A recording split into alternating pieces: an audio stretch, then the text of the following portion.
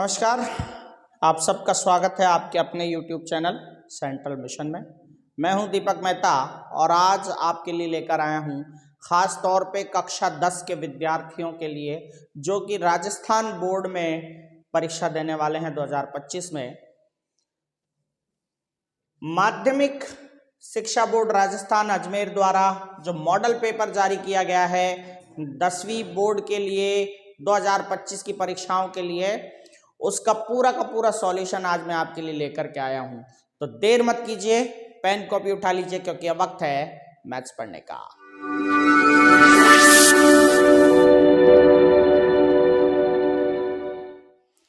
सबसे पहले आप सब लोग ये जान लीजिए कि जो हमारी विषय वस्तु है यानी कि पूरे के पूरे जितने चैप्टर्स हैं उन चैप्टर्स में अंक विभाजन किस तरह से है, कौन सा चैप्टर कितने अंक का आएगा, कितने नंबर का आएगा, वो हम देखते हैं।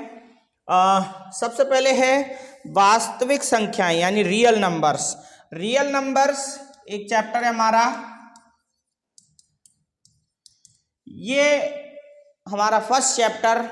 इसमें 4 अंक के क्वेश्चन पूछे जाएंगे यानी कि उनका परसेंटेज ऑफ क्वेश्चंस जो होगा वो होगा 5%, यानी पेपर के 5% क्वेश्चन से पूछे जाएंगे। इसके बाद आता है बहुपद यानी पॉलिनोमियल।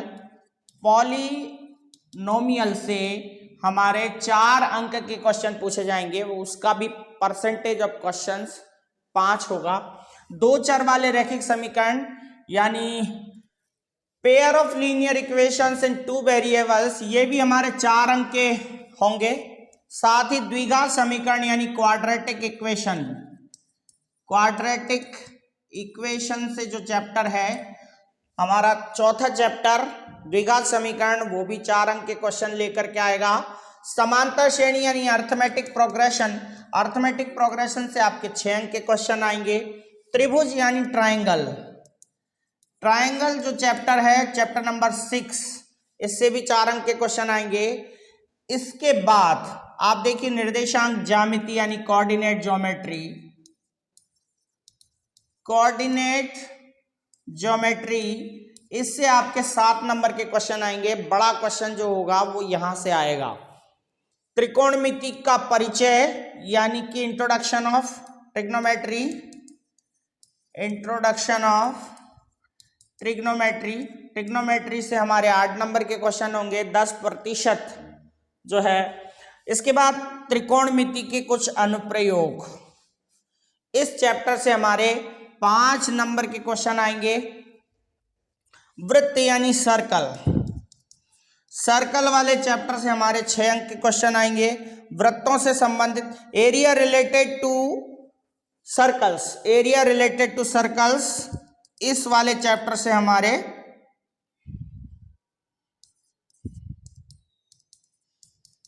5 अंक के क्वेश्चंस आएंगे। इसके बाद पृष्ठीय क्षेत्रफल और आयतन, सरफेस एरिया एंड वॉल्यूम, ये जो चैप्टर है चैप्टर नंबर 12, उससे हमारे 6 अंक के क्वेश्चन आएंगे। और सांख्यिकी यानी स्टैटिस्टिक्स, इससे आपके 13 अंक के क्वेश्चन आएंगे। सबसे बड़े अंकों की प्रश्नावली अगर आपकी है तो प्रश्नावली 13।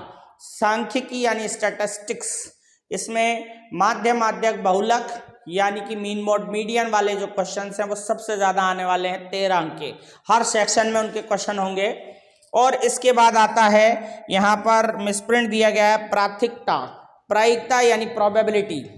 प्रोबेबिलिटी जो हमारा चैप्टर है इससे 4 अंक के क्वेश्चन आएंगे। इस तरह से हमारा पूरा का पूरा जो है, तो आप लिख सकते हैं, स्क्रीनशॉट ले सकते हैं ताकि आप इनकी तैयारी इनके अंकों के हिसाब से कर सकें। अब बात कर लेते हैं कि आपके किस किस तरह का पैटर्न होगा, पेपर में किस तरह से सेक्शन होंगे, बटे हुए होंगे और किस तरह से आपको उसके आंसर्स देने हैं। आपको कितने समय में वो सेक्शन पूरा करना है, वो क्वेश्चन का जो फॉर्मेट है वो कितने टाइम में पूरा करना है। आपको जब 3 घंटे 15 मिनट का जो पेपर होता है वो किस तरीके से डिवाइड करना है वो भी आपको ब्लूप्रिंट में दिया हुआ है। जैसे कि सबसे पहले हमारे आएंगे बहुविकल्पात्मक क्वेश्चन, वो उनकी संख्या यहाँ पर दे रखी 18। यानी 18 क्वेश्चन जो हैं वो ऑब्जेक्टिव क्वेश्चन होंगे। 18 क्वेश्चन ऑब्जेक्टिव होंगे ABCD वाले। तुक्का तो किसी को नहीं लगाना है, कोशिश करनी है, थोड़ी सी ट्रिक लगानी है, जिसमें आपके 18 क्वेश्चंस अगर राइट जाते हैं तो कमजोर से कमजोर बच्चा भी जो है वो पास हो जाएगा। देखिए, बहुविकल्पात्मक यानी ऑब्जेक्टिव जो क्वेश्चन होंगे वो 18 होंगे। हर एक प्रश्न एक एक अंक का होगा और कुल 18 अंकों का जो है वो सेक्शन होगा आपका पहले क्वेश्चन का। पहले क्वेश्चन में 18 क्वेश्चन होंगे और अंकों का प्रतिशत है 22.5%। संभावित समय है 36 मिनट। यानी हर एक प्रश्न को आप 2 मिनट में सॉल्व करिए, बड़े आराम से, बड़े तसल्ली से, कोई दिक्कत वाली बात नहीं है। इसके बाद आपके रिक्त स्थान यानी फिल इन द ब्लैंक्स, जो ब्लैंक्स होंगे वो 6 प्रश्न होंगे। ब्लैंक्स के जो प्रश्नों की संख्या होगी वो 6 होगी और उसके भी हर एक प्रश्न का 1 अंक होगा, यानी कि 1 नंबर होगा। इस तरह से आपको इनको करने के लिए भी 15 मिनट का समय दिया गया है कि आप 15 मिनट में इनको सॉल्व कर सकते हैं। 36, इसके बाद 15, इसके बाद आएंगे बिल्कुल very short answer type question, अति लघु उत्तरात्मक, जिनके उत्तर 1 लाइन में होंगे, 2 लाइन में होंगे। लेकिन देखिए, गणित है, गणित में सॉल्यूशन भी करना पड़ता है, अति लघु क्वेश्चन में को भी बड़ा करना पड़ता है। और देखिए, आप ऐसे क्वेश्चंस की संख्या होगी 12 और हर एक क्वेश्चन 1 अंक का होगा और कुल इस तरह से पेपर में इनके अंक होंगे 12 और इनको करने के लिए आपको समय दिया गया है 42 मिनट। 42 मिनट में आप इनको कर सकते हैं। आगे चलिए, लघुत्तरात्मक क्वेश्चंस जो हैं वो 10 होंगे, 10 प्रश्न आएंगे और हर एक प्रश्न 2-2 अंक का होगा। हर एक प्रश्न 2-2 अंक का होगा और 20 अंक इस तरह से उनके हो जाते हैं और आप उनको करने के लिए 40 मिनट लगा सकते हैं। इसके बाद दीर्घ उत्तरीय क्वेश्चन, जो बड़े क्वेश्चन हैं वो 4 क्वेश्चन होंगे और 3-3 अंक के होंगे। ये सेक्शन सी है हमारा। सेक्शन सी जो है वो 3 अंक के प्रति प्रश्न के हिसाब से 4 प्रश्न आएंगे। कुल अंकों की संख्या होगी 12 और आप उनको करने में 32 मिनट लगा सकते हैं, यानी कि 8 मिनट प्रति क्वेश्चन आप इनको लगाइएगा और बहुत तसल्ली के साथ, बहुत आसानी के साथ, बहुत प्रेम पूर्वक इन क्वेश्चंस को सॉल्व कीजिएगा। रफ कॉपी में भी करके देखिएगा। कॉपी का जो पिछला लास्ट जो पेज होता है, अमूमन हम रफ कार्य उसी पर ही करते हैं और वहाँ बड़े अक्षरों में आप लिख देना रफ कार्य और डायगोनल बना करके उसको पहले से ही काट देना और आप रफ कार्य उस पर ही करना। चलिए, लास्ट जो हमारा सेक्शन होगा, सेक्शन डी, जो निबंधात्मक क्वेश्चन होंगे, बड़े प्रश्न होंगे। कितने होंगे बड़े प्रश्न आपके पेपर में? बड़े प्रश्न होंगे मात्र 3, यानी 3 क्वेश्चन बड़े बड़े आएंगे, निबंधात्मक क्वेश्चन आएंगे और वो हर एक प्रश्न जो है वो 4 अंक का होगा। और टोटल अंक देखें तो 12 हो गए और इन 3 क्वेश्चंस को करने के लिए आप कुल कितना समय ले सकते हैं? आप ले सकते हैं जी 30 मिनट, यानी प्रत्येक प्रश्न के लिए 10 मिनट में आप उसको सॉल्व कर सकते हैं। बहुत सारा समय आपको बोर्ड ने प्रोवाइड किया है। इस तरह से टोटल 195 मिनट आपको दिए हैं। मेरा ये मानना है जी, लोग ये कहते हैं कि जो क्वेश्चन पहले आए उसे पहले करें, ये सब पुराना पैटर्न हो चुका है।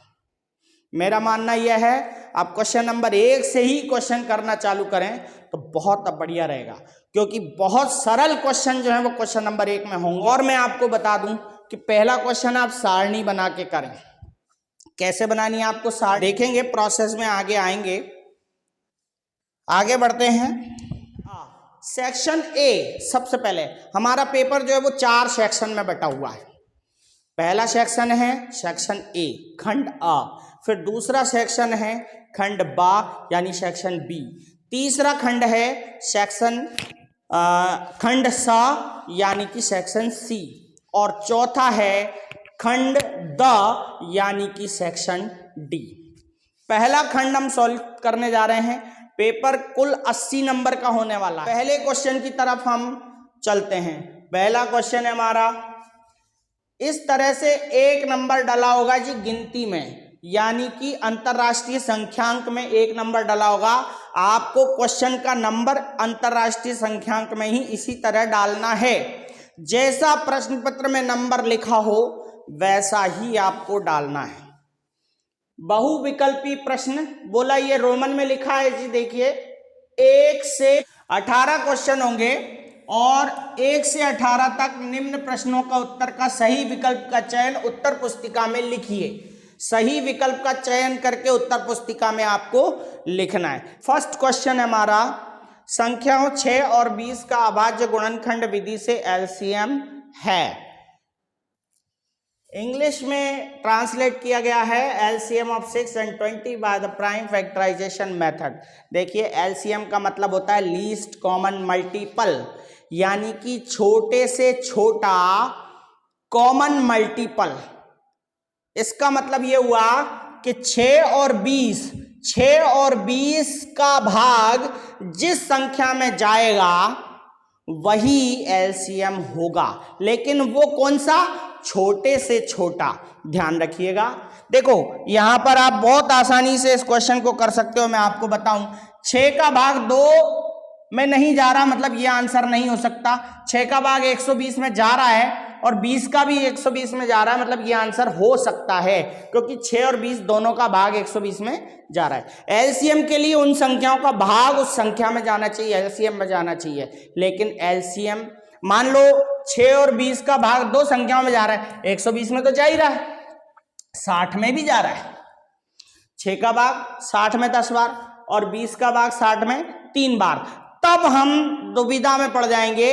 तो यहां पर आप इसके नाम से पता लगा सकते हैं, एल फॉर लोअर, यानी कि लीस्ट कॉमन मल्टीपल, छोटे से छोटा।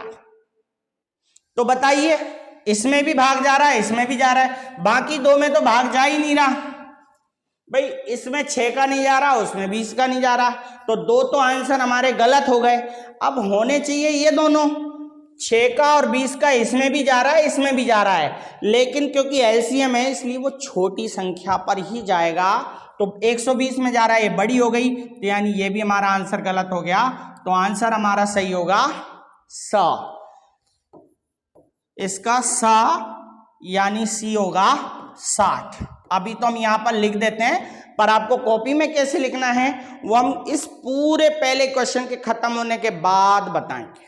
चलिए दूसरा क्वेश्चन है, बहुपद x² - 7x + 12 के शून्यकों का योग है। ध्यान दीजिएगा, शून्यकों का योग यानी सम ऑफ जीरोस। इस बहुपद के शून्यकों का योग क्या है? इस पॉलिनोमियल के जीरोस का सम क्या है? मैं आपको बता दूं, अल्फा प्लस बीटा होता है सम ऑफ जीरोस, यानी शून्यकों का योग क्या होता है? अल्फा प्लस बीटा होता है। अल्फा प्लस बीटा का फॉर्मूला क्या आपका? अल्फा प्लस बीटा का फॉर्मूला -b/a। अब आप चयन कर लें b/a क्या है। यहां पर b का मान क्या है? यहाँ -7। तो देखिए माइनस और -7, ये तो b हो गया। a का मान क्या है? a का मान यहां पर कुछ नहीं है, गुणांक नहीं है, तो क्या मानेंगे? 1। तो माइनस माइनस हो गए प्लस, यानी आंसर आएगा आपका 7। और 7 कौन सा ऑप्शन है? बी, ऑप्शन बी, ये बी 7 आपका आंसर है। इस तरह से हमारे 2 क्वेश्चन कंप्लीट हो गए। ये क्वेश्चन बहुत आसान था। अब देखिए तीसरा क्वेश्चन, पहले प्रश्न के तीसरे प्रश्न का क्या उत्तर होगा। समीकरण दे रखी आपको एक, उसमें x का मान 5 है तो y का मान क्या होगा? In the equation 3x + 2y = 7, if the value of x is 5 then the value of y is, यानी x का मान अगर 5 है तो y का मान इस समीकरण में क्या होगा? तो देखिए इसको रफ कॉपी में आप सॉल्व कीजिएगा। कैसे कीजिएगा? देखिए 3x प्लस 2y बराबर 7। यहाँ पे x की वैल्यू आपको 5 दी है तो आप x की जगह 5 रखें, तो 3 गुणा 5 प्लस 2y बराबर, यहाँ पर हो गए 15, 15 उधर ले जाइए तो 7 माइनस 15, y बराबर 15, 7 में से 15 गए तो बचे माइनस के 8, क्योंकि बड़ी संख्या की वैल्यू माइनस में है और 2 नीचे चले जाएंगे तो y का मान आ गया यहाँ पर 4। ये आपका आंसर है, y की वैल्यू है -4। ये आपका सही आंसर होगा सी, यानी सा। चौथा क्वेश्चन हम देख लेते हैं। पहले क्वेश्चन का चौथा क्वेश्चन का क्या आंसर होगा हम देखते हैं। दी गई आकृति है ए बी सी, ये डी और ये ई। इसमें ये जो लाइन है ये डी ई जो है वो बी सी के समांतर दे रखी है और यहाँ पे वैल्यू दे रखी ए डी 1.5, बी डी 3, ये 3 और AE 2 सेंटीमीटर, तो AE 2 सेंटीमीटर और EC का मान आपको ज्ञात करना है। तो यहां पर आप चलिए प्रश्नावली 6 से ये क्वेश्चन है, ट्राइंगल से क्या कहती है, यदि DE समांतर हो BC के, किसी भी त्रिभुज में अगर ऐसे समांतर रेखा हो जो 2 भुजाओं को काटती हो और तीसरी भुजा के समांतर हो, तो आपको याद आनी चाहिए थेल्स प्रमेय, थेल्स प्रमेय, Thales theorem.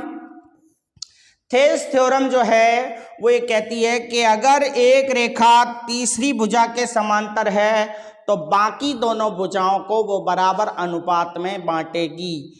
Thales theorem says that if a line parallel to third side then it divides two sides in the same ratio, कि अगर किसी त्रिभुज में एक भुजा के समांतर रेखा होगी तो वो अन्य दोनों भुजाओं को बराबर अनुपात में विभाजित करेगी।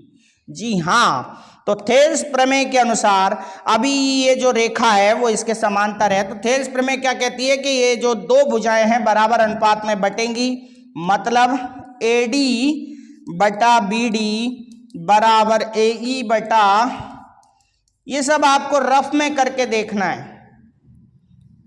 समांतर रेखा आ गई, ढलान वाले भाग को बराबर अनुपात में बांट दो और मान रख दो इसका, AD की वैल्यू कितनी है 1.5, फिर BD की वैल्यू कितनी है 3, इसके बाद AE की वैल्यू कितनी है 2 और EC की वैल्यू अपन को ज्ञात करनी है।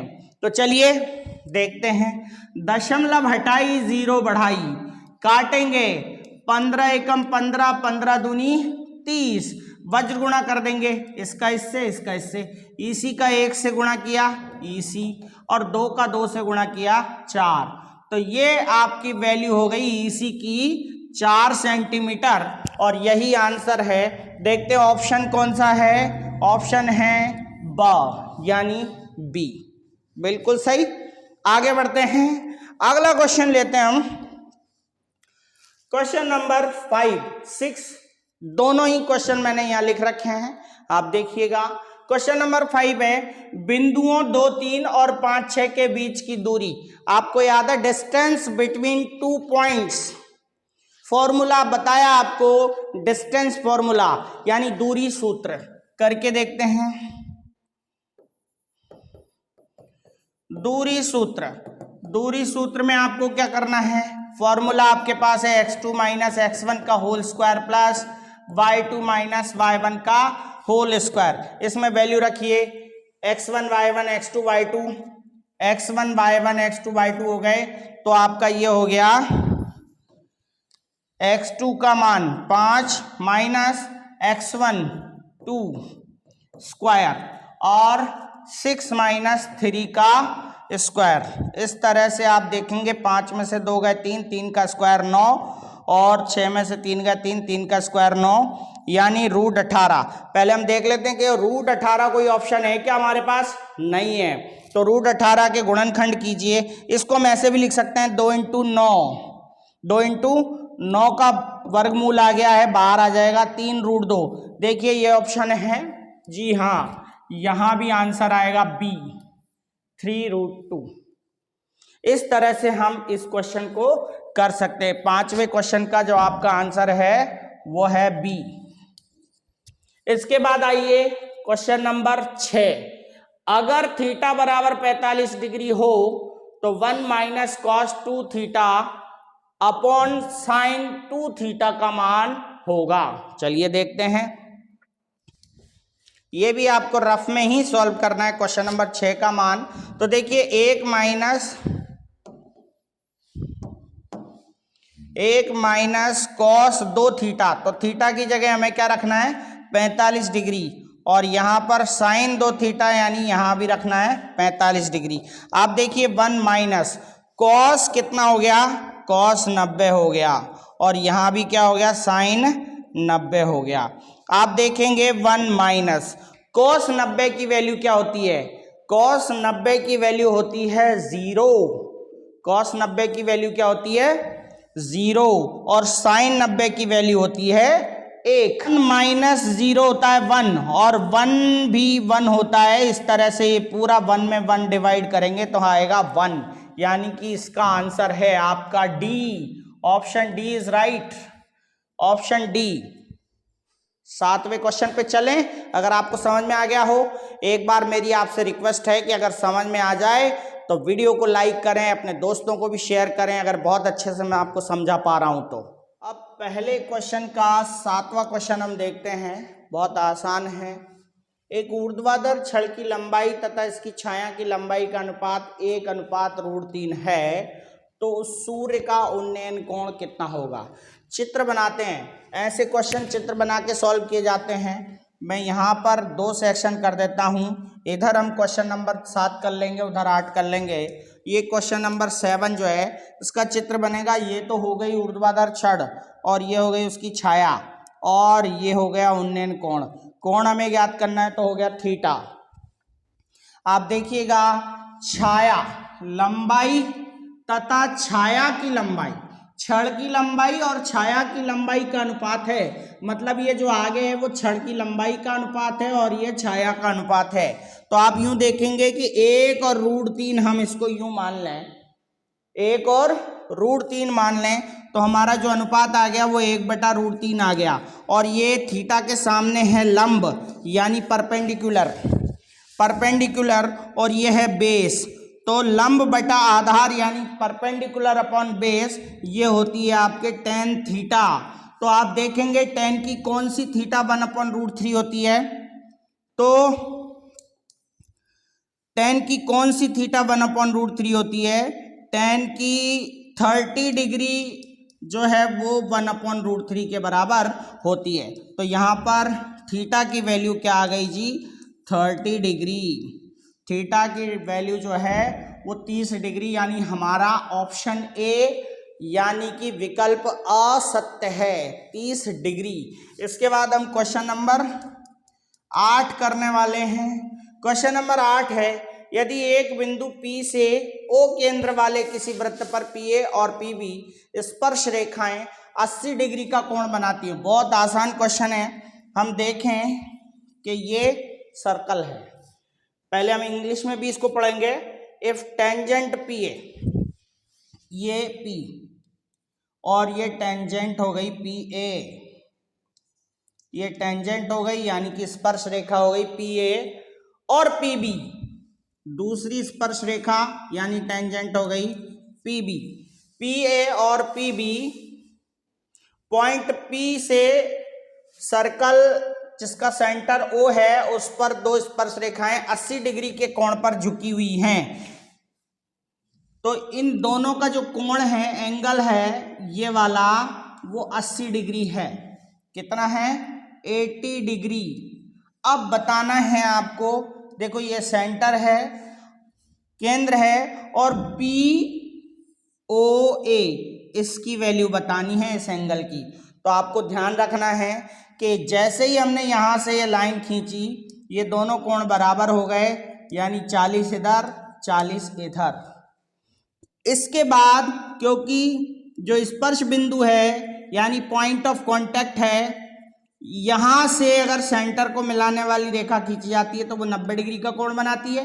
तो इस तरह से हम त्रिभुज POA में देख सकते हैं त्रिभुज पीओए में देख सकते हैं एक कोण है 40 डिग्री का, दूसरा कोण है 90 डिग्री का, तीसरा कोण हमें ज्ञात करना है पीओए। पीओए बराबर तीनों कोणों का योग क्या होता है 180। 40 और 90 130 हो गए, तो पीओए की वैल्यू जो है वो 180 में से 130 घटा देंगे, यानी आएगी 50 डिग्री। जी हाँ, कितनी आएगी 50 डिग्री यानी 50 डिग्री। तो ये हमारा आंसर हो गया 50 डिग्री। इसका भी हमारा आंसर है ए, यानी इन दोनों क्वेश्चन में ऑप्शन ए राइट है। यहाँ पर आप समझ लेंगे, क्योंकि अगर ये क्वेश्चन बड़ा दिया जाता आपको तो सॉल्व करना पड़ता आपको, यहाँ पर एक ये ज्वाइन करनी पड़ती लाइन और फिर सर्वांग समता सिद्ध करके ये दोनों कोण बराबर बताने पड़ते और फिर ये आता। लेकिन यहाँ पर आपको ऑप्शन में दिया गया इसलिए आप डायरेक्ट कर सकते हैं। 40 40 ही हो गए, ये 40 ये 90, 90 40 130, 180 में से घटाए तो हो गए 50। इस कोण का मान आ गया 50। है हमारा पहले क्वेश्चन का नवा क्वेश्चन। नवा प्रश्न है 14 सेंटीमीटर भुजा वाले वर्ग में अंतःवृत्त की परिधि होगी। देखिए नवा क्वेश्चन में यहाँ सॉल्व कराता हूँ आपको। 14 सेंटीमीटर भुजा का एक वर्ग है, उसमें जो अंतःवृत्त है यानी अंदर की तरफ एक सर्कल है।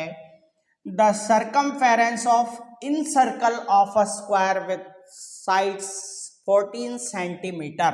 तो ये जो 14 सेंटीमीटर त्रिज्या का वृत्त, 14 सेंटीमीटर भुजा वाला जो वृत्त है उसके अंतःवृत्त की परिधि पूछी है। तो परिधि पूछी है तो उसके लिए हमें त्रिज्या पता होना चाहिए। हमें इस वृत्त की त्रिज्या पता होना चाहिए, लेकिन त्रिज्या पता नहीं है। लेकिन ये मालूम है कि ये जो वर्ग है वो कितने सेंटीमीटर भुजा वाला है, 14 सेंटीमीटर भुजा का है। तो ये इसके व्यास के बराबर होगा, यानी आपका व्यास डायामीटर जो होगा वो होगा आपका 14 सेंटीमीटर, 14 सेंटीमीटर। तो रेडियस क्या होगी, त्रिज्या क्या होगी, वो होगी 14/2 यानी 7। और अब हमें पूछा क्या गया है, परिधि यानी कि सरकमफेरेंस, और सरकमफेरेंस का फॉर्मूला था 2πr। वैल्यू रखिए, 2π की वैल्यू 22/7 और r की वैल्यू 7। 7 से 7 कट गए, यानी कि 44 सेंटीमीटर ही हमारा इसका आंसर होगा, सरकमफेरेंस होगा 44। जी हाँ, ऑप्शन बी इज राइट। इसके बाद आप क्वेश्चन नंबर देखेंगे 10th। 10वां प्रश्न है, कोण थीटा वाले त्रिज्यखंड के संगत चाप की लंबाई यानी कि लेंथ ऑफ आर्क, और लेंथ ऑफ आर्क का फॉर्मूला क्या होता है, L इज इक्वल टू होता है πr theta upon 180, πr theta upon 180 degree, ये फॉर्मूला होता है। अब इससे मैच कर लीजिए, जिसका भी आंसर πr थीटा 1/180 आता है वही आंसर राइट होगा। तो देखिए यहाँ पर ऑप्शन ए को देखते हैं हम। ऑप्शन ए में 2 से कट गए तो यहाँ 90 ही बचा, यानी ये ऑप्शन गलत है। 2 से ये कटा 180 बचा, πr थीटा 180 बिल्कुल राइट है। इसी को लगा दीजिए जल्दी से, यानी कि option B is right, πr theta upon 180। चलिए आगे बढ़ते हैं। अगला क्वेश्चन नंबर 11। क्वेश्चन नंबर 11 है, घन के एक पृष्ठ का परिमाप 28 सेंटीमीटर है, तो घन का आयतन ज्ञात कीजिए। घन के एक पृष्ठ का परिमाप, ध्यान दीजिएगा, घन के एक पृष्ठ का परिमाप 28 सेंटीमीटर। घन ऐसा होता है, देखिए एक पृष्ठ का परिमाप 28 है, यानी 4a के बराबर 28 है। तो बताओ घन की भुजा कितनी होगी। अगर हम 28 में 4 का भाग लगाएंगे तो घन की भुजा आ जाएगी 7। क्योंकि हमें घन का आयतन ज्ञात करना है, इसलिए हमें ए पता होना चाहिए, भुजा पता होना चाहिए, वॉल्यूम के लिए साइड पता होना चाहिए। तो 7 आ गया, तो तो घन का आयतन का सूत्र क्या होता है, a क्यूब यानी 7 का क्यूब, और 7 का क्यूब क्या हो गया भाई 343 सेंटीमीटर क्यूब। ये आपका आंसर होगा 343, option is right, 343 centimetre cube सही है। एक साइड का परिमाप दे रखा था, घन की एक पृष्ठ का परिमाप, तो वो 4 से डिवाइड कर दिया तो भुजा आ गई, और भुजा से हम घन का आयतन निकाल चुके हैं। चलिए आगे बढ़ते हैं। ये हमारा प्रायिकता से सवाल आ गया है। एक सिक्के को 2 बार उछाला जाता है, देखिए 2 बार, a coin tossed 2 times, probability of getting least 1 head, कम से कम एक चित आने की प्रायिकता ज्ञात कीजिए। तो 2 बार उछालने पर पहले परिणाम निकाल लेते हैं कि दोनों हेड आ सकते हैं, दोनों टेल आ सकते हैं, एक हेड टेल एक टेल हेड, यानी कुल कितने परिणाम हो गए 4। तो कम से कम एक चित आने की प्रायिकता पूछी है कब, जब सिक्कों को 2 बार उछाला जाए, कॉइन को 2 टाइम्स टॉस किया जाए और उसके बाद एटलीस्ट 1 टाइम गेटिंग हेड, एक बार कम से कम एक बार तो हेड आवे, उससे कम नहीं आना चाहिए, भले ही ज्यादा बार आ जाए। बात समझ में आई? कम से कम एक हेड आना जरूरी है, चाहे हेड डबल आ जाए वो भी गिनती में आएगा। तो यहां पर देखिए आप, हेड कम से कम एक हेड इसमें आ रहा है, एक हेड आ रहा है, यहां भी एक हेड आ रहा है, यहां भी एक हेड आ रहा है, यानी ये 3 इवेंट ऐसे हैं जिनमें कम से कम एक बार हेड आ रहा है। तो जो इवेंट ई है वो हो गया 3, और कुल परिणाम कितने हैं 4, तो आंसर आएगा आपका 3/4, option C is right, option C. आगे बढ़िए, क्वेश्चन है अगला, सबसे न्यूनतम संख्या जिससे √27 को गुणा करने पर एक प्राकृत संख्या प्राप्त होती है। The lowest number when multiplied by 27 gives a natural number. सबसे छोटी, देखिए 27 को, √27 को हम 1 से गुणा करें,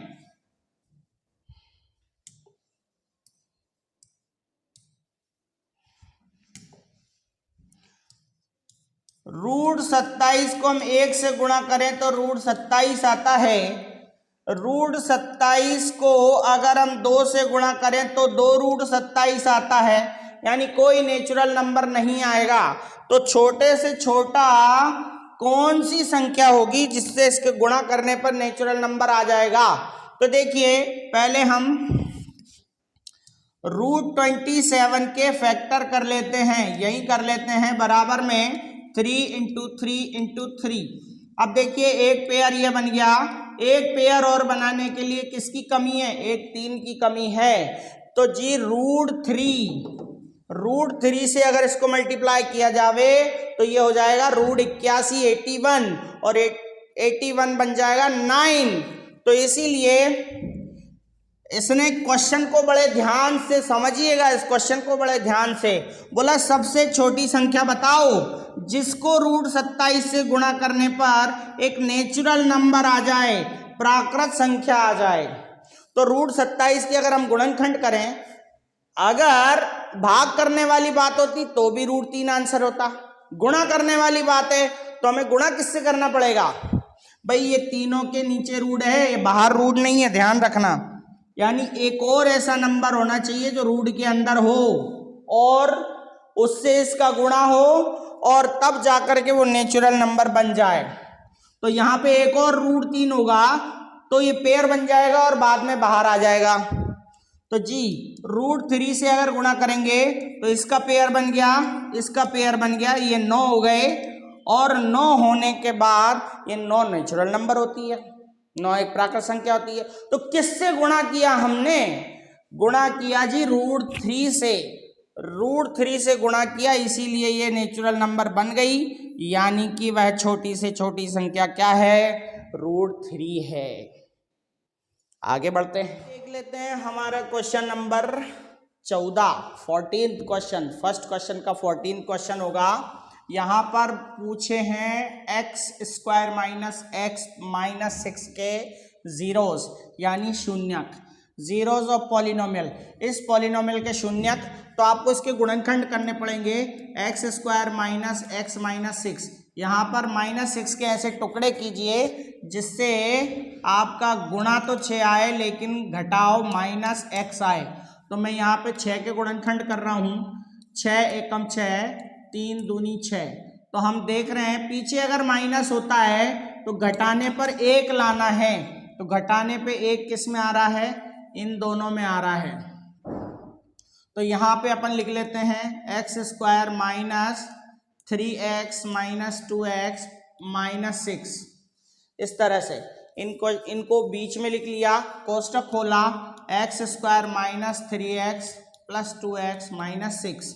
आप आगे से कॉमन लेंगे तो x माइनस 3 और यहाँ से कॉमन आएगा प्लस 2, क्या बचेगा x माइनस 3।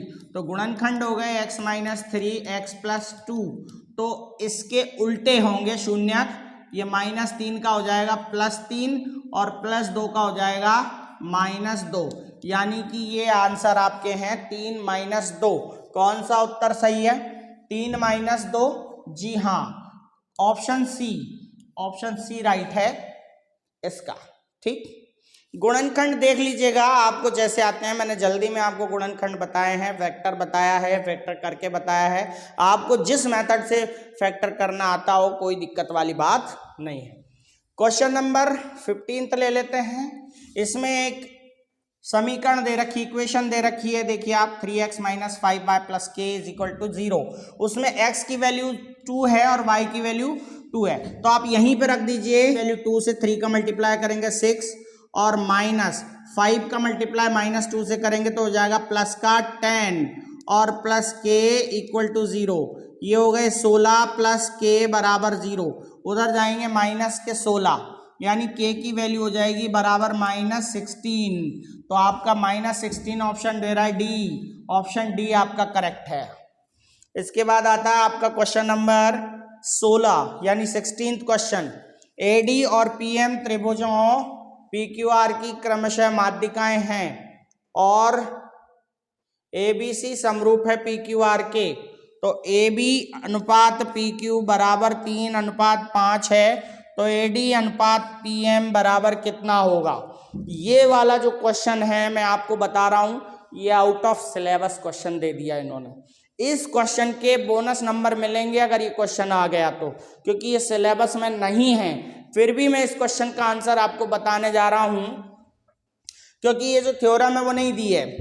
थ्योरम ऐसे है कि त्रिभुज में समरूप त्रिभुजों की माध्यिकाओं का अनुपात उनकी संगत भुजाओं के वर्गों के अनुपात के बराबर होता है। ठीक है, तो the ratio of the medians of similar triangles is the ratio of the squares of the corresponding sides of similar triangles. तो ध्यान दीजिएगा, भुजाओं का अनुपात दे रखा है AB अनुपात PQ बराबर दे रखा है 3:5। तो माध्यिकाओं का जो अनुपात है AD बटा PM वो इनकी भुजाओं के वर्गों के अनुपात के बराबर होगा। तो आप देखेंगे 3 का स्क्वायर 5 का स्क्वायर यानी 9:25 ये आपका आंसर होगा और आप लगा सकते हैं ऑप्शन बी। लेकिन ये क्योंकि ये आपका आउट ऑफ सिलेबस क्वेश्चन है, प्रश्नावली 6 में ये वाली थ्योरम आपके है नहीं, इसीलिए ये क्वेश्चन अगर आया तो आपको बोनस बिल्कुल मिलेगा, जरूर मिलेगा, निश्चित तौर पर मिलेगा। लेकिन मैंने आपको फिर भी बता दिया है, याद रखिएगा, समरूप त्रिभुजों की माध्यिकाओं का अनुपात उनकी संगत भुजाओं के वर्गों के अनुपात के बराबर होता है। The ratio of the medians of similar triangles is equal to squares, the ratio of squares of its corresponding sides। देखिए अगला जो है क्वेश्चन नंबर 17, 10 मीटर ऊंची मीनार के शिखर से पृथ्वी पर एक बिंदु का अवनमन कोण 30 डिग्री है। यहीं पे मैं चित्र बना देता हूं। ये 10 मीटर ऊंची मीनार मान लीजिए, ये मीनार है 10 मीटर ऊंची, शिखर से पृथ्वी का बिंदु का अवनमन कोण 30 डिग्री है। यहाँ शिखर से देखेंगे ये अवनमन कोण है, इसलिए यहाँ बना देता हूँ, और ये कितना है 30 डिग्री दे रखा है, ऐसा चित्र बना देंगे। तो मीनार के आधार से दूरी, मीनार की आधार से दूरी इस बिंदु की ज्ञात करनी है, मतलब इसको x मान लीजिए। तो आप देखेंगे 10/x परपेंडिकुलर अपॉन बेस, यानी लंब बटे आधार, और लंब बटा आधार होती है tan थीटा। तो 30 डिग्री आपको रखनी है। 10/x, tan 30 की वैल्यू 1/√3 होती है, वज्र गुणा कर दीजिए, आपके x की वैल्यू आएगी 10√3। 10√3, x की वैल्यू 10√3। कौन सा आंसर राइट है? Option A 10√3। बहुत आसानी के साथ समझ रहे हैं आप। 10/x, क्योंकि ये लंब बटा आधार यानी परपेंडिकुलर अपॉन बेस है, tan थीटा होती है। 10/x बराबर tan 30 डिग्री की वैल्यू रख दी, क्रॉस मल्टीप्लाई करा, x की वैल्यू आई 10√3। क्वेश्चन नंबर 18, हमारे पहले प्रश्न का 18वां प्रश्न है, जो विकल्प वाले क्वेश्चन है। एक ऊर्ध्वाधर खंबे की परछाई खंबे की ऊंचाई के बराबर है। इस वाले क्वेश्चन को आप सब लोग दिमाग में रख लें, हो सकता है निश्चित तौर पे आएगा। परछाई और लंबाई अगर दोनों बराबर हों तो थीटा की वैल्यू 45 डिग्री, खत्म। अगर परछाई और लंबाई दोनों बराबर हों, थीटा की वैल्यू 45 डिग्री होगी, इसे कोई नहीं रोक सकता, और इसका आंसर होगा आपका 45 degree. Option A is correct. इस तरह से आपके पहले क्वेश्चन के सारे 18 क्वेश्चंस के आंसर मैंने सॉल्व कराए। लेकिन इनको लिखना कैसे भाई, लिखना कैसे? लीजिए, ये मैंने बना दिया फॉर्मेट। एक ही पेज में पहले ही पृष्ठ पर फर्स्ट पेज पे इस तरह की टेबल बना दीजिएगा और लिखिएगा क्वेश्चन नंबर 1। ये हमारा था इंटरनेशनल नंबर में क्वेश्चन नंबर 1। जैसे पेपर में क्वेश्चन नंबर था वैसा का वैसा लिखना है। फिर यहाँ डालना है प्रश्न क्रमांक, और रोमन में हमारे क्वेश्चन नंबर थे 18 क्वेश्चंस के रोमन में नंबर डाले होते थे, ऐसे डालने 18, और यहाँ लिखना है दूसरे कॉलम में उत्तर का क्रमाक्षर। देखिए हमारा जो पहला क्वेश्चन था उसका क्या आंसर था? पहले क्वेश्चन का सी, दूसरे का बी। तो यहां आपको क्रमाक्षर लिखना है, ये सी, ये बी, इस तरह से।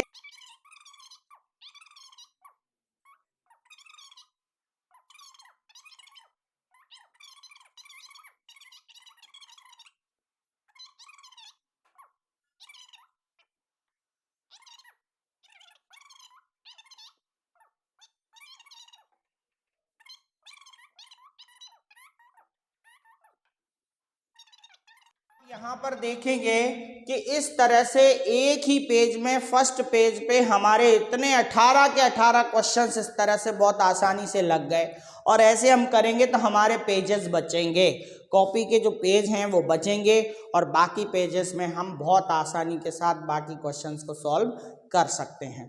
तो इस तरह से आपको टेबल बनाकर करेंगे तो ज़्यादा आसान रहेगा।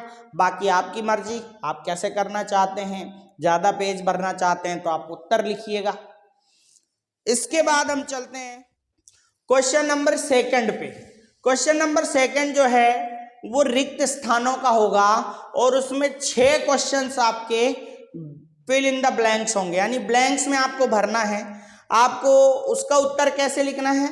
आप चाहें तो ये डिटेल उतार करके और डॉट में आप ब्लैक पेन से इसका आंसर आप लिख सकते हैं, नहीं तो आप डायरेक्ट आंसर भी लिख सकते हैं, कोई दिक्कत वाली बात नहीं। कैसे लिखेंगे आप देखिएगा जरा।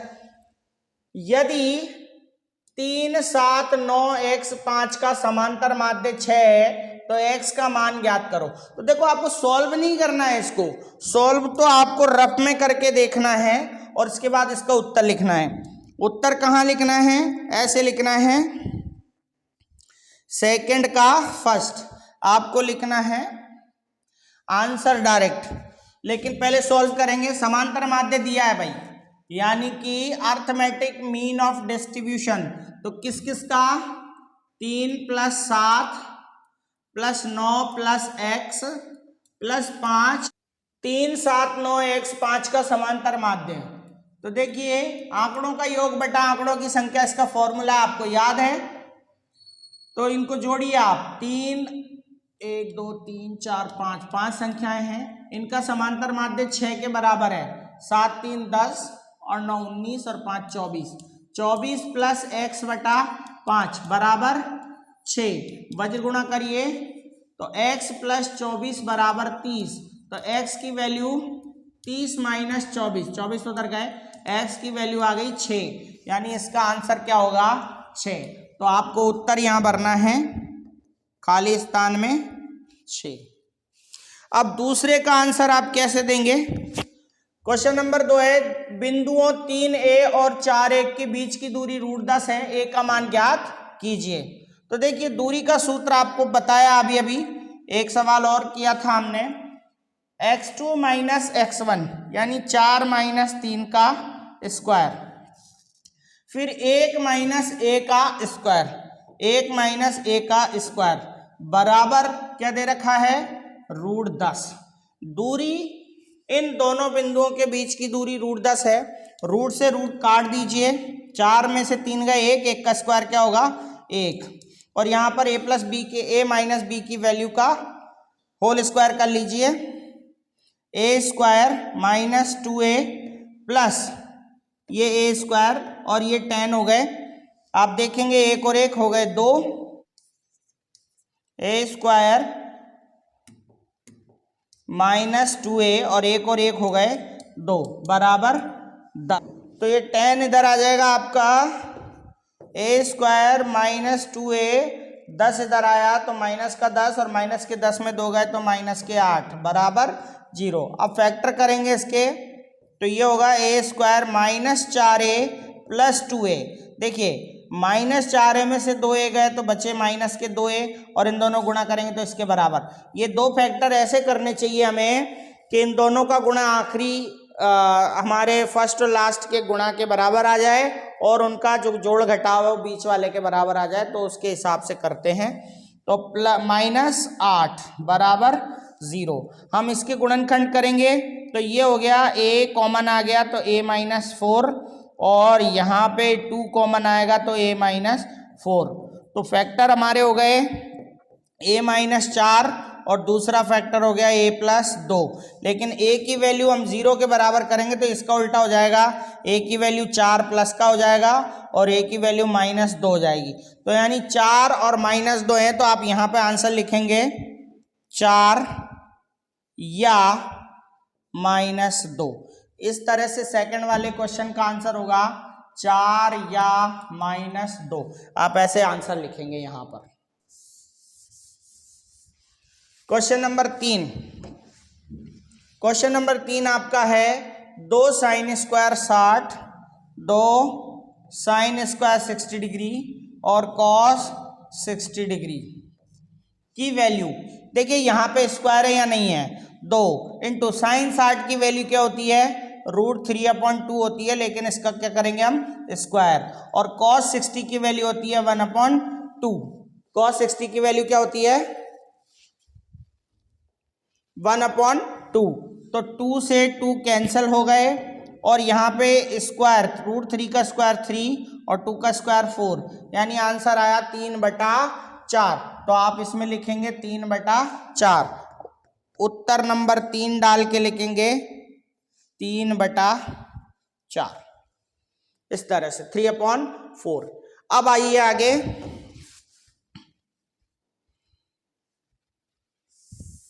अगला क्वेश्चन, क्वेश्चन नंबर 4 है, एक बेलन के सिरे का क्षेत्रफल। बेलन के सिरे का क्षेत्रफल आप देख सकते हैं, बेलन ये होता है बेलन ये होता है और इसके एरिया किसका दे रखा है, इसका दे रखा है, ऊपर इस सिरे का या किसी भी सिरे का मान लीजिए।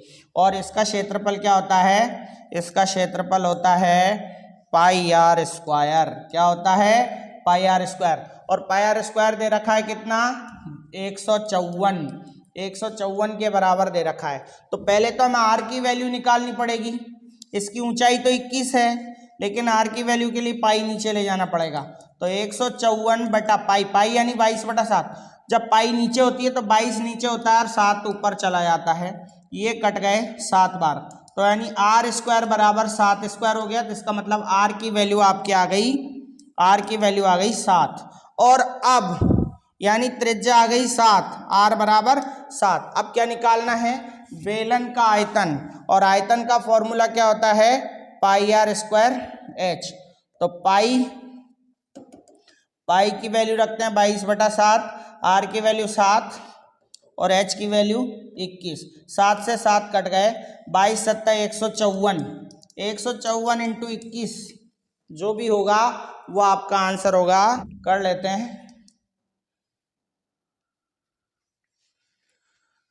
21 चौके 84, हासिल का 8, 21 पंजे 105 और 8 113, हासिल के 11, 21 से कम 21 और 11 3234। लेकिन यहाँ पर प्रिय विद्यार्थियों एक बात का ध्यान रखना पड़ेगा, हमें इकाई का बहुत ध्यान रखना पड़ेगा। तो हमें आंसर लिखना है 3234, क्योंकि ये हमारा आयतन है और आयतन की जो इकाई होती है वो सेंटीमीटर क्यूब या मीटर क्यूब होती है। ये लगाना बहुत अनिवार्य है, नहीं तो नंबर नहीं मिलेगा। इकाई लगाना बहुत अनिवार्य है, ठीक है। तो इस तरह से हमारा चौथा क्वेश्चन हो गया रिक्त स्थान का। अब हम चलते हैं हमारे क्वेश्चन नंबर 2 का 5वां क्वेश्चन। रिक्त स्थान का 5वां क्वेश्चन क्या कहता है, 3 5 7 4 2 1 4 3 4 का बहुलक यानी द मोड ऑफ डिस्ट्रीब्यूशन। तो बहुलक यानी कि मोड जब आता है तो सबसे ज्यादा बार आने वाली संख्या, the most numbers comes, that is mode. तो कौन सा नंबर जो है वो बहुलक होगा, यहां पर हम देख सकते हैं 4 एक बार, 2 बार, 3 बार, 3 बार 4 आया है तो बहुलक क्या होगा, 4। तो हमारे क्वेश्चन नंबर 5 का आंसर होगा बहुलक बराबर 4। आप ऐसे लिख सकते हैं। छठे क्वेश्चन का आंसर क्या होगा देखते हैं। 10 और 250 के बीच संख्याएं जो 4 की गुणज हैं, तो 4 के गुणज 10 और 250 के बीच 4 8 12, लास्ट में 250 का जो पहले गुणज होगा वो 248 होगा। और यहां पर आप इनका कितनी संख्याएं हैं वो देखना है। तो कितनी संख्याएं हैं पता करने के लिए जो 248 है वो हमारा n के an के बराबर हो जाएगा और a plus n minus 1 into D के बराबर 248। a की वैल्यू आप लिख सकते हैं 4, n पता करना है, d की वैल्यू इनका हो गया ये भी 4, 248। 4 उधर ले जाओ, 4 नीचे ले जाओ, n माइनस 1 बराबर 4 घटाओ 244 और 244 बटा 4, 4 से कट गए, 4 छंग 24, 4 एकम 4, 61। तो n की वैल्यू आ गई आपकी 61 प्लस 1 यानी 62। यानी ऐसी कितनी संख्याएं होंगी, 62 संख्याएं होंगी जो कि 4 का गुणज होंगी। तो क्या लिखेंगे, 62 संख्याएं। ये आपका रिक्त स्थान का सिस्टम पूरा हो गया। तो अब हम करने जा रहे हैं क्वेश्चन नंबर 3। ये सेक्शन ए यानी खंड आ का तीसरा क्वेश्चन है। पहले 2 क्वेश्चन हम कर चुके हैं। पहले क्वेश्चन में 18 प्रश्न आने हैं। ध्यान दीजिएगा विद्यार्थियों, पहले प्रश्न में 18 प्रश्न आएंगे और सारे के सारे मल्टीपल चॉइस क्वेश्चन होंगे, बहुविकल्पात्मक प्रश्न होंगे जिनमें से ABCD आपको लगाना है और एक टेबल में सारे क्वेश्चंस के आंसर लिखने हैं। इसके बाद क्वेश्चन नंबर 2 आएगा आपका रिक्त स्थान, जिसमें 6 प्रश्न होंगे, रोमन में उनका नंबर लिखा होगा। आपको नंबर प्रश्न का वैसा ही डालना है जैसा पेपर में आए। इसके बाद इसी सेक्शन में एक एक अंक के 12 और क्वेश्चंस होंगे जो तीसरे प्रश्न के अंतर्गत आएंगे। चलिए दिखाते हैं आपको। ये तीसरा प्रश्न आपका अति लघुत्तरात्मक प्रश्न, very short answer type questions हैं और इनको हमें सॉल्व करना है। ये सारे के सारे 12 प्रश्न जो हैं 12 क्वेश्चंस क्वेश्चन नंबर 3 के अंदर ये सारे के सारे एक एक नंबर के होने वाले हैं। ज़्यादा टाइम इनमें नहीं लगेगा, बहुत ही शॉर्ट तरीके से इनको हमें करना है। तो चलिए पहला क्वेश्चन हम देख लेते हैं। उस वृत्त की त्रिज्या ज्ञात कीजिए जिसका क्षेत्रफल 49 पाई वर्ग सेंटीमीटर है, यानी कि find the radius of the circle whose area is 49 pi centimetre square. तो देखिए सॉल्व करने का तरीका है, आप लिखेंगे क्वेश्चन नंबर 3 का फर्स्ट क्वेश्चन और यहां पर लिखेंगे सॉल्व, यानी सॉल्यूशन या हल, कुछ भी लिख सकते हैं। अब जो दिया है आप उससे शुरू करें, चूंकि पाई आर स्क्वायर बराबर 49 पाई ये दिया है आपको। वर्ग वृत्त का क्षेत्रफल यानी एरिया ऑफ सर्कल क्या होता है, पाई की वैल्यू कितनी दे रखी है 49 पाई दे रखी है। पाई से पाई हम काट देंगे तो आर स्क्वायर की वैल्यू हमें 49 प्राप्त हो जाएगी। आर से जब हम स्क्वायर हटाते हैं तो दूसरी तरफ आपको पता है कि रूट चढ़ता है और रूट निकालने पर उसका वर्गमूल निकालने पर 49 का वर्गमूल क्या होता है 7। तो आप आंसर इस तरह से लिखेंगे, अतः वृत्त की त्रिज्या radius of circle is 7 centimetre and that is answer. वृत्त की त्रिज्या आपको ये 3 लाइन का ये very short answer type question है, आप इतना कर देंगे आपको 1 नंबर प्राप्त हो जाएगा। दूसरा क्वेश्चन इसका देखते हैं। तो आप सॉल्यूशन में लिखेंगे क्वेश्चन नंबर 2, ये इसी के नीचे होगा, 2 लाइन आप छोड़िए फिर इसके बाद ये क्वेश्चन लिखिए। एक पासे को फेंकने पर सम अंक आने की प्रायिकता, पासे को फेंकने पर यानी डाइस को थ्रो करेंगे तो इवन नंबर्स आने की प्रोबेबिलिटी पता करनी है। तो उसके लिए हमें दोनों चीजें लिखनी पड़ेंगी। पासे को फेंकने पर कुल परिणाम, टोटल आउटकम्स कितने होंगे वो देखते हैं। पासे को फेंकने पर कुल परिणाम, टोटल नंबर ऑफ आउटकम्स, और वो होंगे 1 2 3 4 5 और 6। एक पासे पर यही 6 अंक होते हैं और इनकी संख्या होती है कुल 6। लेकिन सम अंक आने के परिणाम, सम अंक आने के अनुकूल परिणाम इंग्लिश में हम बोलें तो total number of events favourable to even number sorry. और वो कौन कौन से हैं, आप ये 6 संख्याओं में इवन नंबर्स देखिए तो कौन कौन से हैं, 2 4 और 6, 2 4 एंड 6, कुल कितने हैं 3। 3 इवन नंबर यानी सम संख्याएं हैं और इनकी ही प्रायिकता निकालनी है। तो लिखेंगे सम अंक आने की प्रायिकता, सम अंक आने की प्रायिकता यानी कि probability of getting an even number, और वो होगी, पहले लिखेंगे सम अंक आने के अनुकूल परिणाम, सम अंक के अनुकूल परिणाम, सम अंक आने के अनुकूल परिणाम बटा कुल परिणाम। अगर इंग्लिश की बात करें तो इंग्लिश में लिखेंगे number of outcomes favourable to E और favourable to getting an even number, और नीचे लिखेंगे टोटल नंबर ऑफ आउटकम्स। तो सम अंक आने के अनुकूल परिणाम हमने देखे वो कितने हैं, 3 हैं, तो यहाँ पे 3 लिख देंगे और कुल परिणाम यहाँ पर 6 होंगे। इनको आप 3 से डिवाइड करेंगे तो 1/2 इज द आंसर। इस तरह से तीसरे क्वेश्चन के हमारे 2 क्वेश्चन कंप्लीट हैं, दोनों 1-1 नंबर के हैं। इस तरह से सॉल्व करेंगे 1-1 नंबर हमें मिल जाएगा। अगला प्रश्न लेते हैं। क्वेश्चन नंबर 3 और 4 हम दोनों एक साथ सॉल्व करेंगे। ये भी सेक्शन ए के तीसरे क्वेश्चन के भाग में है। और याद रखिएगा, एक प्रश्न में जितने भी प्रश्न हैं उन सारे प्रश्नों को एक ही साथ सॉल्व करना है, अन्यथा आपको नंबर नहीं मिलेंगे। यानी कि अगर तीसरा प्रश्न आप शुरू कर रहे हैं तो 12 के 12 प्रश्न आपको एक साथ ही करने पड़ेंगे। जैसे क्वेश्चन नंबर 3 में 12 प्रश्न है तो 12 के 12 प्रश्न को आपको एक साथ सॉल्व करना। मेरा आपसे निवेदन है कि अगर आपको तीसरे प्रश्न के 12 प्रश्नों में से कोई प्रश्न नहीं आता है तो उसका नंबर आने पर उसे आप कुछ लाइनें 3-4 लाइनें उसकी छोड़ करके अगला प्रश्न कर सकते हैं, लेकिन उसकी जगह आप वहां पर खाली छोड़ दें, ताकि आप जब भी फ्री हो, जब सारे पेपर को सॉल्व कर लें तो आपको जो क्वेश्चन नहीं आया है उसको उसके स्थान पर आप कर सकें।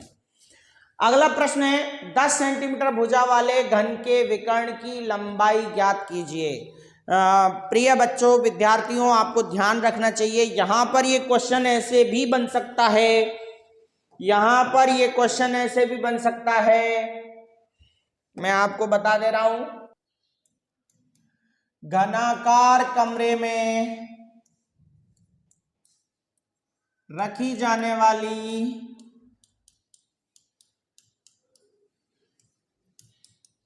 लंबी से लंबी छड़ की लंबाई ज्ञात कीजिए। लंबी से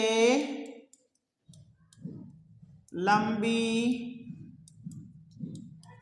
छड़ की लंबाई कितनी होगी? ये क्वेश्चन भी ऐसे पूछा जा सकता है, अगर घन की भुजा 10 सेंटीमीटर है, यदि घन की भुजा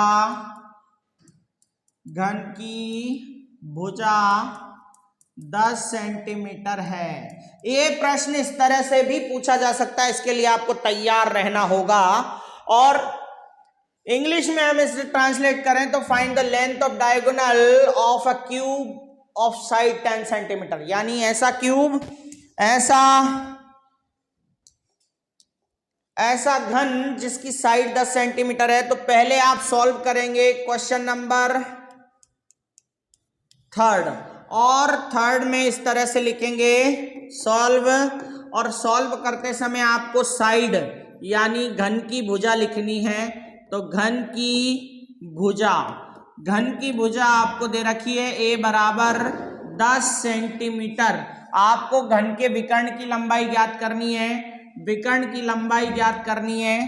तो विकर्ण की लंबाई, घन के विकर्ण की लंबाई, आपको ये फॉर्मूला याद रखना है। घन के विकर्ण की लंबाई के लिए √3a उसका फॉर्मूला होता है। लंबी से लंबी छड़ जो घन में हमेशा तिरछे में रखी जाएगी, एक शीर्ष से दूसरे अपोजिट शीर्ष को मिलाकर रखी जाएगी, उसे हम विकर्ण कहते हैं। और वही लंबी से लंबी छड़ होती है, यानी कि विकर्ण होता है। तो उसकी लंबाई √3a होगी। तो √3 और a की वैल्यू है आपके पास 10। इस तरह से 10 √3 सेंटीमीटर आप इसका आंसर लिख सकते हैं। ये 3 लाइन का very short answer type question है। इसी तरह से क्वेश्चन नंबर 4 को हम देख लेते हैं।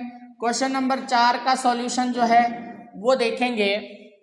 एक लंबवृत्तीय शंकु के आधार की त्रिज्या, यानी जो शंकु है, कोण की त्रिज्या क्या है? r बराबर 5 सेंटीमीटर, 5 सेंटीमीटर है त्रिज्या, और ऊंचाई 12 है। तो h बराबर 12 सेंटीमीटर। छोटा क्वेश्चन है तो आप डायरेक्ट उसकी जो वैल्यू है वो रखिए, देखिए, लिखिए।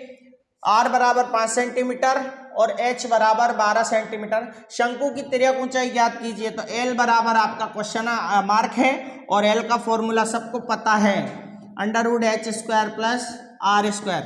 वैल्यू पुट करिए, 5 स्क्वायर प्लस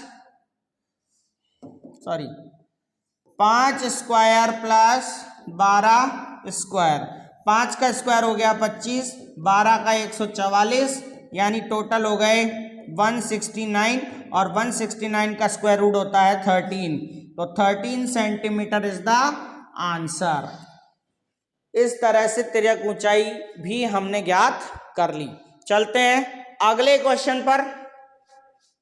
तीसरे का 5वां प्रश्न, तीसरे प्रश्न का 5वां क्वेश्चन हम करने जा रहे हैं।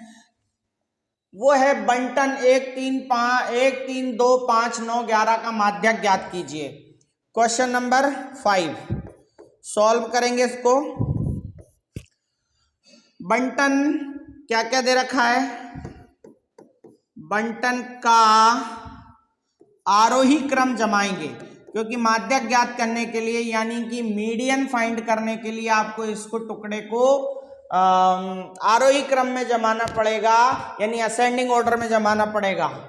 तो आरोही क्रम कर लेते हैं। सबसे पहले जो हमारा पहला है नंबर सबसे छोटा वो है 1, इसके बाद 2, फिर 3 है, फिर 5 है, और फिर 9 है, और फिर 11 है। 1 2 3 4 5 6 आंकड़े हैं, 1 2 3 4 5 6। और जब सम आंकड़े होते हैं तो माध्यक जो है वो हमारा होता है बीच के दो पदों का योग, बीच के दो पदों का योग बटा 2। बीच के दो पद कौन से होंगे, आप देखेंगे 3 और 5, क्योंकि इनके दो इधर और इनके दो इधर हैं, सबसे बीच में 3 और 5 हैं। तो 3 + 5 बटा 2 यानी 8 बटा 2, यानी कि इसका आंसर आ गया आपका मीडियन 4। अब हम चलते हैं क्वेश्चन नंबर 6 पर। क्वेश्चन नंबर 6 का सॉल्यूशन करेंगे अपन। तो 6 में क्या है, एक बंटन दे रखा है, डिस्ट्रीब्यूशन गिवन है 3 7 5 2 6 का माध्य ज्ञात कीजिए। तो माध्य का सूत्र क्या होता है आपको पता है, माध्य का सूत्र होता है आंकड़ों का योग बटा आंकड़ों की संख्या, आंकड़ों का योग बटा आंकड़ों की संख्या। आंकड़ों का योग करेंगे आप 3 + 7 + 5 + 2 + 6, और आंकड़ों की संख्या कितनी है 1 2 3 4 5, 5 है तो 5 का भाग लगाएंगे, 7 3 10 और 10 7 17 और 6 23, 7 3 10, 10 और 5 15, 2 17 और 17 और 6 23 बटा 5, भाग लगाइए, 5 चौके 20 बचे 3 दशमलव 5 छंग 30, 4.6 इसका आंसर है तरीके से। और क्वेश्चन नंबर 7 प्रोबेबिलिटी से आपके चैप्टर नंबर 14 से आया है। तो सातवां क्वेश्चन जो है, क्वेश्चन नंबर जैसा डाला हुआ है वैसा ही डालना है। देखिए आपके क्वेश्चन नंबर 5 रोमन में था, मैंने रोमन में लिखा, 6 रोमन में था, रोमन में लिखा, 7 रोमन में था, रोमन में लिखा। इस तरह से अब अगला क्वेश्चन है, आपको PA गिवन है, PA की वैल्यू गिवन है, PA बराबर है 0.65 PA की वैल्यू है। बोला A नहीं की प्रायिकता ज्ञात कीजिए। तो PA नहीं, PA नॉट इस क्वेश्चन मार्क। अब इस तरह से लिखेंगे, चूंकि PA + PA नहीं, PA और PA नहीं बराबर कितना होता है 1। ये एक फॉर्मूला हमें पता होना चाहिए। प्रोबेबिलिटी जब हम पढ़ रहे हैं तो किसी के होने और ना होने की प्रायिकता, किसी घटना के घटने और ना घटने की प्रोबेबिलिटी जो है वो 1 के इक्वल होती है। तो आप आगे सॉल्व करेंगे, PA की वैल्यू यहां रखेंगे और A नहीं फाइंड करने के लिए उसे 1 में से घटा देंगे। तो PA नहीं बराबर 1 - 0.65। आपको कैसे घटाना है ये देखिए, 1 में पीछे पॉइंट नहीं है तो पॉइंट लगा के 00 लगा दें, और उसमें से आपको 0.65 घटाना है तो पॉइंट के नीचे पॉइंट रखें। 10 में 5 गए 5, यहाँ 9 बचे, 9 में 6 गए 3, यहाँ पर कुछ नहीं बचा तो 0.35। क्या आंसर आएगा, PA नहीं बराबर 0.35। ये आपका 7वें क्वेश्चन का आंसर है। इस तरह से 5वां, 6ठा और 7वां क्वेश्चन भी बहुत कम समय में ये कंप्लीट यहाँ पर हो गया है। इसके बाद चलते हैं क्वेश्चन नंबर 8। क्वेश्चन नंबर 8 को ले लेते हैं। ये आपका क्वेश्चन नंबर 8 है, इसका सॉल्यूशन हम करेंगे। क्वेश्चन नंबर 8 में क्या लिखा है, शंकु के आयतन ज्ञात करने का सूत्र ज्ञात कीजिए। तो बहुत आसान है, शंकु का आयतन का सूत्र लिखना है, फॉर्मूला लिखना है। तो शंकु का आयतन का सूत्र। आपको पता है बेलन का आयतन पाई आर स्क्वायर एच होता है, लेकिन शंकु का आयतन हमेशा बेलन का 1/3 होता है, 1/3 होता है। तो आपको बेलन का आयतन अगर याद है तो उसमें 1/3 लगाने पर शंकु का आयतन आ जाएगा। और सूत्र में लिखेंगे घन इकाई। क्या लिखेंगे? शंकु का आयतन ज्ञात करने का सूत्र 1/3 पाई आर स्क्वायर एच, पीछे लिखेंगे घन इकाई, और यही इसका आंसर होगा। क्वेश्चन नंबर 9 का जब सॉल्यूशन करना है आपको, तो वो कैसे करना है? वर्ग अंतराल 10, 15 का वर्ग चिन्ह ज्ञात कीजिए। वर्ग चिन्ह का मतलब होता है मध्यमान, यानी कि मिड वैल्यू। मध्यमान निकालना है आपको, तो 10 से 25 का वर्ग चिन्ह। वर्ग चिन्ह ज्ञात करने के लिए दोनों वैल्यू को जोड़ा जाता है और 2 का भाग लगाया जाता है। तो दोनों का हो गया आपके 35/2 यानी 17.5, इसका वर्ग चिन्ह हो गया। ये भी एक लाइन में हमारा आंसर हो गया है। आप जब 2-3 क्वेश्चन लगातार कर रहे हो तो आप एक एक लाइन छोड़ सकते हैं, 2-2 लाइन छोड़ सकते हैं। इसके बाद आता है आपका 10वां क्वेश्चन। 10वें क्वेश्चन को हम सॉल्व करेंगे, और 10वें क्वेश्चन को सॉल्व करने के लिए अपन पहले पढ़ेंगे उसको। एक बक्से में 7 नीले तथा 3 सफेद कंचे हैं। तो पहले लिख लेते हैं नीले कंचे। नीले कंचे यानी नंबर ऑफ ब्लू, और वो कितने हैं? 7 हैं। सफेद कंचे, सफेद कंचे कितने हैं? नंबर ऑफ वाइट, वाइट कितने हैं? 3 हैं। इसके बाद कुल कितने हैं? तो कुल कंचे यानी कि कुल हैं 10। इसके बाद क्या पूछा है कि इस बक्से में से एक कंचा याद रक्षा निकाला जाता है, तो इसकी क्या प्रायिकता है कि वह कंचा सफेद होगा। 7 ब्लू एंड 3 वाइट्स हैं, मार्बल्स हैं। अगर एक मार्बल को ड्रॉ किया जाए बॉक्स में से, तो what is the probability of that will be white, सफेद कंचा होने की प्रायिकता। तो हम यहां पर इसको ऐसे करेंगे, सफेद होने की प्रायिकता। तो सफेद होने की प्रायिकता यानी प्रोबेबिलिटी ऑफ वाइट, तो आप ऐसे लिख सकते हैं छोटे में number of white, number of total events. यहाँ अपन इसको NS लिख सकते हैं। अगर पूरा ना लिखें कि भाई number of events favourable to white और total number of events outcomes, ऐसे भी अपन लिख सकते हैं शॉर्ट में NW/NS। सफेद होने की प्रायिकता पूछी है, वाइट होने की प्रोबेबिलिटी पूछी है। तो वाइट कितने हैं? वाइट यहाँ पर हैं 3, तो ये 3, और कुल कितने हैं? 10। तो यही आपका आंसर होगा। इस तरह से आपके यहाँ पर 8वां, 9वां और 10वां ये 3 क्वेश्चन कंप्लीट हो चुके हैं। देख लेते हैं 2 क्वेश्चन और हैं, क्वेश्चन नंबर 11 और क्वेश्चन नंबर 12। यदि एक बेलन का आयतन 448, तो हम इसको सॉल्व करते हैं। क्वेश्चन नंबर 11 को हम सॉल्व कर रहे हैं। तो एक बेलन का आयतन 448 पाई सेंटीमीटर क्यूब है। यहां पर हम इसको लिखेंगे बेलन का आयतन। आयतन क्या होता है? पाई आर स्क्वायर एच होता है बेलन का। अभी पिछले क्वेश्चन में ही आपको बताया था, और वो किसके बराबर है? 448 पाई सेंटीमीटर क्यूब है। इसकी ऊंचाई 7 सेंटीमीटर है।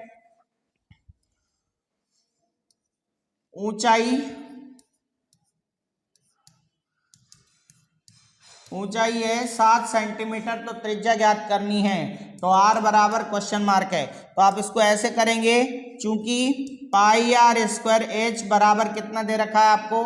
448 पाई। पाई से पाई आप कैंसिल कर दीजिए। आर की वैल्यू आपको ज्ञात करनी है, लेकिन एच की वैल्यू गिवन है, तो आर स्क्वायर इंटू एच की वैल्यू कितनी है? 7 इक्वल टू 448। आप 7 को नीचे ले जाइए, तो 448/7।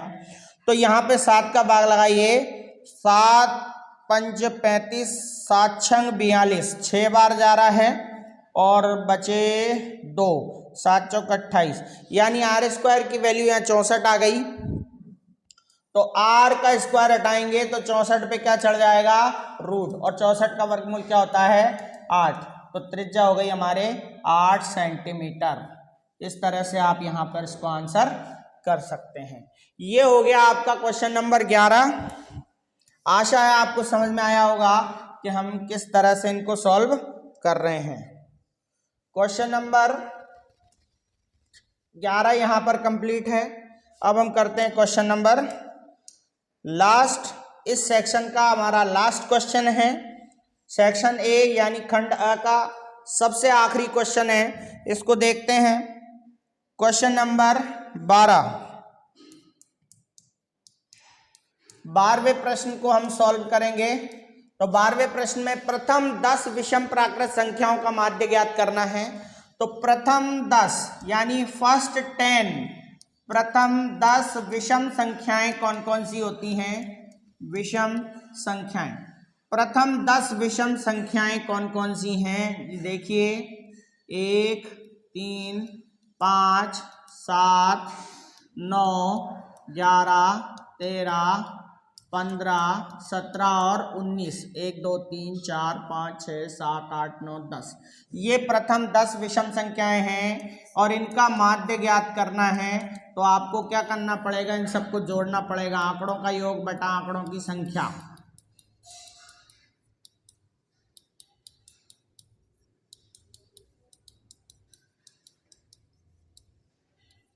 कुल कितनी है, 10 संख्याएं हैं, सबको जोड़िए। 3, 4, 5, 4, 9, 7, 16, 16 और 9, 25, 25 और 11, 36, 36 और 13, 49 और 15, 64, 64 और 17, 81 और 19, यहाँ पर कुल मिलाकर के हो गए 100 और यहाँ बटा 10, 10 का भाग लगाइए 100 में, यानी आंसर आता है आपका 10। प्रथम 10 विषम संख्याओं का जो है समांतर माध्य यानी कि समांतर माध्य यानी कि अर्थमेटिक मीन जो है वो ये होगा।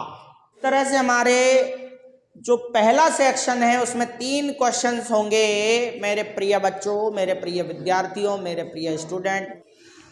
पहले प्रश्न में 18 प्रश्न आएंगे जो ऑप्शनल क्वेश्चन होंगे और दूसरे क्वेश्चन में 6 प्रश्न होंगे जिनमें रिक्त स्थान होंगे और तीसरे प्रश्न में 12 प्रश्न होंगे, सारे के सारे प्रश्नों के अंक होंगे 1-1। इस तरह से हमने आज सेक्शन ए को कंप्लीट कर दिया है। पहले आप सेक्शन ए को कंप्लीट करें, अच्छे तरीके से लिखें और अच्छे से सॉल्व कर लीजिए। अगली वीडियो में यानी कि भाग 2 में हम सेक्शन बी के क्वेश्चन सॉल्व करेंगे, यानी कि जो आपका अनुभाग अ ब स द 4 भाग जो होते हैं उनमें खंड ब को हम सॉल्व करने वाले हैं। तब तक करिए इंतजार, बहुत जल्द लेकर आ रहे हैं हम भाग 2 की वीडियो। और पहले आपसे रिक्वेस्ट है कि चैनल को सब्सक्राइब करें, वीडियो को बार बार देख करके सॉल्यूशन कंप्लीट करें, आपकी कॉपी में लिखें और एक समझदार, एक जानदार, शानदार व्यक्तित्व के धनी बने, गणित में अपने आप को प्योर करें। तब तक के लिए धन्यवाद।